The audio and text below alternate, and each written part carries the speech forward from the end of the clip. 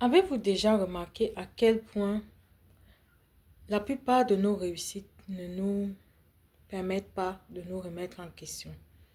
Mais par contre, face à un échec, on se pose toujours et en principe et en général la question de savoir qu'est-ce qui n'a pas marché? Où est-ce que j'ai fauté?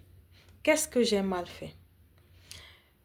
C'est pour dire que les échecs ne sont pas toujours un échec, ne sont pas toujours quelque chose de négatif. L'échec peut être vu ici comme une partie du processus. Peut-être qu'il y avait quelque chose qu'il fallait corriger et c'est grâce à cet échec-là que tu vas pouvoir te remettre en question et corriger ce qui devait être corrigé. Que si ça avait été une réussite de manière directe, tu n'aurais même pas remarqué qu'il y avait cette faille. Dernièrement, j'ai fait face à, on va dire, un échec, face à un test que je préparais depuis, on va dire, pratiquement 4 mois. Et après mon échec, je suis rentrée, je me suis posé la question, ok, qu'est-ce que j'ai pas bien fait?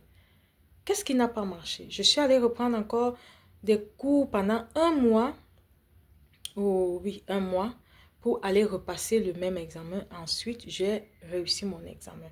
Mais si j'avais réussi directement, je n'aurais pas remarqué que j'avais une faille dans ce que j'étais en train d'apprendre. Cet échec m'a permis d'aller remarquer, de voir qu'il y avait une faille. Donc, je vous t'invite ici, toi qui es sur ma page, toi qui me suis, à voir l'échec comme comme une étape du processus. L'échec fait partie du processus. L'échec n'est pas toujours quelque chose de négatif, quelque chose de mauvais. Il y a un adage qui dit chez nous, à quelque chose, malheur est bon. Donc, regarde là où ça n'a pas marché. Regarde ce qui n'a pas marché et corrige. Remets-toi en question. Regarde, prends l'échec comme une étape du processus. Remets-toi en question et relève-toi et avance.